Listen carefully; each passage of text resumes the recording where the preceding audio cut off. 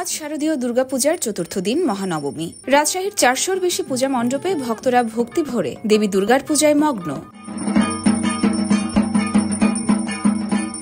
আজকে সকাল থেকে মহানবমী পুজো শুরু হয়েছে। সকালে বিল্লবৃক্ষের পুজো শুরু করে মহাস্নানের স্নান করিয়ে দেবী দুর্গার আলোচনা পরিষদ বর্গ যারা ছিল তাদের সহ সকাল থেকেই পুজোর নবমীর আনুষ্ঠানিকতা শুরু হয়ে গেছে।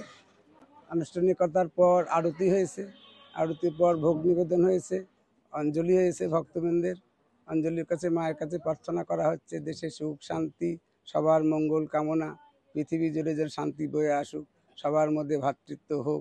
সকাল থেকে চলছে চণ্ডীপাঠ, মহাস্নান, ভোগ, আরতি এবং অঞ্জলি প্রদান। শেষ সময়ে শাপলা শালুক আর বলিদানের মধ্য দিয়ে অনুষ্ঠিত হচ্ছে দেবীর বন্দনা। সনাতন ধর্মাবলম্বীদের বিশ্বাস, আজ দেবী কালীরূপে মহিষাসুর বধ করেন। মহানবমীর এই দিনে ভক্তরা জগতের সব অশুভ শক্তি বিনাশের প্রার্থনা করছেন। পুজো আসবে আসবে আসবে করে এটাই আমাদের সব থেকে বড় ইচ্ছা থাকে যে পুজো আসছে। এই 4টা দিন যে কিভাবে চলে যায় আমরা নিজেরাও সব কাজের মধ্যে দিয়ে বুঝতে পারি না। আজকে মহানবমী, মায়ের আর আরেকটা দিন আছে। আজকের দিনটা থেকেই শুরু হয়ে যায় মায়ের বিদায়। মায়ের কাছে চাওয়া একটাই যে আমাদের সকলকে যেন মা সুস্থ রাখেন, ভালো রাখেন।